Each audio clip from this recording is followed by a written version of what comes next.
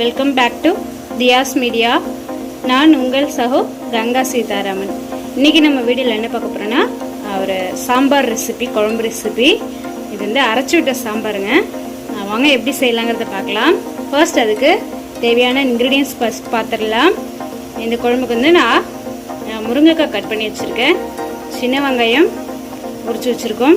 இதை super matching. இதுக்கு துவரம்பருப்பு நமக்கு எவ்வளோ வேணுமோ அவ்வளோ வந்து வேக வச்சு வச்சுருக்கேன். மஞ்சள் பொடியும் துளி மஞ்சள் பொடியும் நல்லெண்ணையும் விட்டு வேக வச்சு வச்சுருக்கேன். நீங்கள் எப்போதுமே சாம்பாருக்கு பருப்பு வேக வைக்கிறச்சே துளி சின்ன பிஞ்ச் அளவு மஞ்சள் பொடி போட்டுட்டு துளியோண்டு நல்லெண்ணெய் விட்டு வேக வச்சுலாம் சீக்கிரமாக வந்துடும். துவரம்பருப்பு வேக வச்சு வச்சுருக்கேன். மஞ்சள் பொடி கொஞ்சம் எடுத்துக்க போகிறோம் சாம்பாரில் போடுறதுக்கு. உப்பு தேவையான அளவு எடுத்துக்க போகிறோம். கொஞ்சம் டேஸ்ட்டுக்கு தேங்காய் எண்ணெய். எப்போவுமே எந்த குழம்பு ரெசிபியாக இருந்தாலும் நீங்கள் கொஞ்சோண்டு துளி சின்ன ஸ்பூன் அளவுக்கு சமையல் எண்ணெய் சேர்த்துட்டு துளி தேங்காய் எண்ணெயும் சேர்த்துலாம் வாசனையாக அருமையாக டேஸ்ட்டாக இருக்கும். தேங்காய் எண்ணெய் வந்து சமையலுக்குன்னு உள்ளது வாங்கி யூஸ் பண்ணுவோம். இங்கே வந்து நான் வந்து யூஸ் பண்ணுறது பூராவே செக்கெண்ணெய். ஸோ செக்கெண்ணெய் பிரச்சனை கிடையாது. நீங்கள் வந்து சூப்பர் மார்க்கெட் அது மாதிரி வாங்கும்போது தேங்காய் எண்ணெய் வந்து சமையலுக்குன்னு உள்ளதை வாங்கி யூஸ் பண்ணிக்கோங்க. கொத்தமல்லி வச்சுருக்கேன் வாசனைக்கு, கருவேப்பிலை, வெந்தயம், கடுகு, இது ரெண்டுமே தாளிக்கிற அளவுக்கு கொஞ்சம் எடுத்துக்க போகிறோம். புளி தேவையான அளவு ஊற வச்சுருக்கேன். சாம்பார் பொடி நம்ம டெய்லியே யூஸ் பண்ணுற சாம்பார் பொடி ஒரு 1.5 டீஸ்பூன் அளவுக்கு எடுத்து வச்சுருக்கேன். இது வந்து மஸ்ட்டு தேவைன்னு கிடையாது, பட் இது சேர்த்தா குழம்பு வந்து கொஞ்சம் சேர்ந்தரணையாக இருக்கும். வேண்டான்னா கூட நம்ம போட்டுக்க வேண்டாம். இது போட்டால் கொஞ்சம் கெட்டித்தன்மையாக சாம்பார் வந்து சேர்ந்தரணையாக இருக்கும். அதுக்காக தான். ஏன்னா நம்ம இது வந்து சாம்பார் பொடியை அப்படியே அரைச்சி விட்டு தான் நம்ம வைக்க போகிறோம். இது வந்து கொஞ்சோண்டு எடுத்திருக்கேன். தேங்காய் 1 கப் அளவுக்கு கீரி வச்சுருக்கேன். நீங்கள் திருகியும் யூஸ் பண்ணிக்கலாம். மிளகாத்தல் காரத்துக்கு தகுந்த மாதிரி எடுத்துக்கோங்க.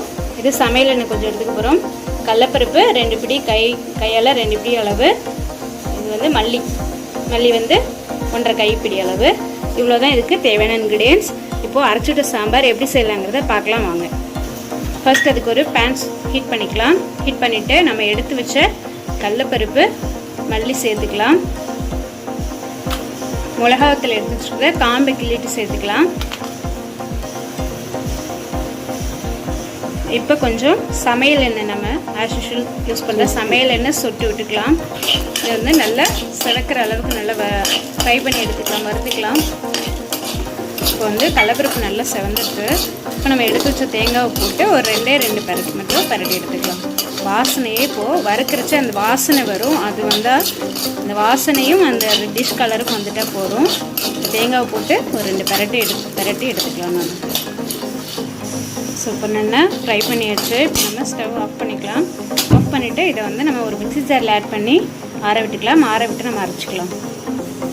ஸோ இது மாதிரி நம்ம மிக்ஸி ஜாரில் ட்ரான்ஸ்ஃபர் பண்ணி ஆற வச்சுக்கலாம். ஆற வச்சுட்டு அரைக்கலாம். இப்போது அதே பேனில் நம்ம ஹீட் பண்ணிவிட்டு நம்ம சாம்பார் ரெடி பண்ணிக்கலாம். இப்போ நான் சொன்ன மாதிரி கொஞ்சோண்டு தேங்காய் எண்ணெய் விட்டுக்கலாம்.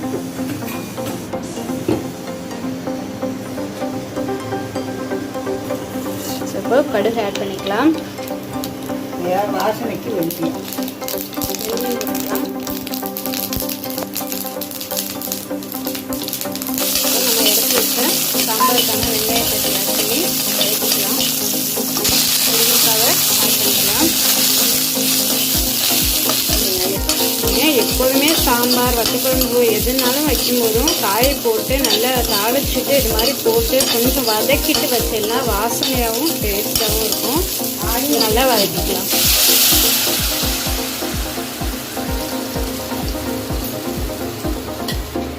இப்போது புளி நம்ம ஊற வச்சது புளிக்கரைசு எடுத்துக்கலாம். புளி ஜலத்தை எவ்வளோ தேவையோ அந்த அளவுக்கு நம்ம கரைச்சி எடுத்துக்கலாம்.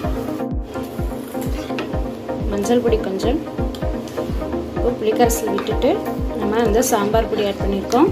உப்பு தேவையான அளவு ஆட் பண்ணியிருக்கோம். மஞ்சள் பொடி கொஞ்சம் ஆட் பண்ணி நல்லா மிக்ஸ் பண்ணி இதை நல்லா கொதி வரட்டும் குழம்பு.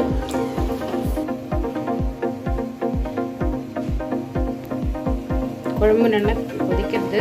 இது வந்து முருங்கைக்காவும் வெங்காயம் நல்லா வேகட்டும். இப்போ நம்ம இதை எடுத்து வச்சுருக்கோம் இல்லையா, வறுத்து இதை வந்து ஜலம் விட்டு நல்ல மைய அரைச்சி எடுத்துக்கலாம். நம்ம மைய அரைச்சாச்சு, தண்ணி விட்டு நல்லா அரைச்சாச்சு. இது பாருங்கள், குழம்பு வந்து நல்லா கொதிச்சுட்டு காய் வெந்துடுது. இப்போ இந்த ஸ்டேஜில் நம்ம பருப்பு ஆட் பண்ணிக்கலாம். இப்போ நம்ம துவரம்பருப்பு வேக வச்சு வச்சுருந்ததை இப்போ சாம்பாரில் சேர்த்து நல்லா ஒரு 2 கொதி வரட்டும். இப்போ நம்ம வந்து பருப்பு சேர்த்து நல்லா ஒரு 2-3 கொதி விட்டாச்சு, நல்லா கொதிச்சாச்சு. இப்போ நம்ம அரைச்சி வச்சுக்கிறதுல அதில் மிக்ஸ் பண்ணிக்கலாம். ஸோ நம்ம வறுத்து அரைச்சி வச்சுருக்கோம் இல்லையா, அதை கொஞ்சம் ஜலம் விட்டு நல்லா குழம்புல விட்டு நல்லா மிக்ஸ் பண்ணிக்கலாம். இப்போ நம்ம அரைச்சி விட்டதை நல்லா ஜலம் வந்து விட்டு நல்லா கலக்கி மிக்ஸ் பண்ணிக்கலாம். இதுவும் ஒரு 2 கொதி வரட்டும். இப்போது இந்த ஸ்டேஜில் கொஞ்சம் வெல்லம் சேர்த்துக்கலாம். துளியோண்டு வெல்லம் சேர்த்து அதையும் நம்ம நல்லா மிக்ஸ் பண்ணிக்கலாம்.